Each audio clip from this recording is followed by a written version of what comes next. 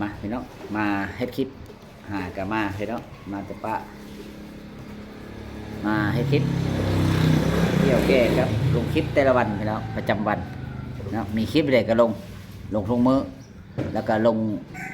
ทุกงามพี่น้องลงเพื่ออะไรเพื่อสร้างหารายได้ในแอปดอกลิศเนาะเป็นอาหารเสิร์ฟนะพี่น้องเนาะ ข้าวเราก็กินระยะอ่ะ เป็นอาหารเสริม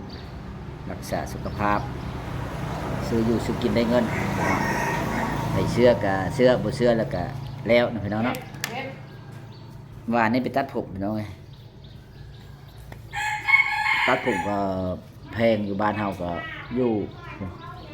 50,000เนาะโอ้50,000 10 คนก็5แสน บอกไว้น่ะ เมื่อนี้ก็หลายคนพี่น้องเอ้ยหลายตัดหลายคนก็หลายล้านหลายแสน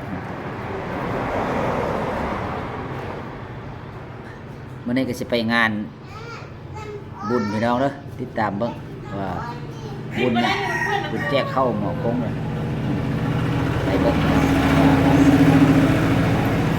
สิเฮ็ดหยังแน่ไปหยังแน่เขาเบิ่งพี่น้องเนาะคลิปนี้ก็อยากฝากเด้อถึงพี่น้องใกล้สิฮอดปีใหม่แล้ววันที่2ธันวาคมก็พอดีหมดแล้วปีใหม่จะเข้ามาก็ให้พี่น้องสุขภาพแข็งแรงให้มั่นให้ยืนทุกคนเนาะหาได้หาเงินให้มันได้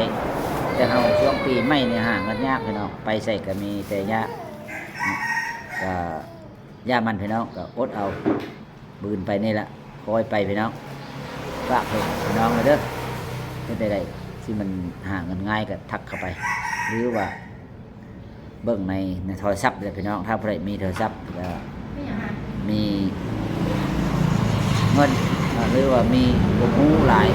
ถ้าไปมีคนโทรศัพท์ก็มีกหูโทรศัพท์นี่ก็มีดีมีชั่วพี่น้องถ้าบ่บ่ดีนี่ก็หมู่ตัวหมู่ต้มเลยโทรศัพท์นี่ก็เอาเจอมาได้พี่น้องอย่ามันแก้ไขคอดไม่พี่น้องเนาะวันนี้ก็ลาพี่น้องไปก่อนพี่น้องปีใหม่ให้อยู่ดีมีแฮงทุกคนสบายดีพี่น้อง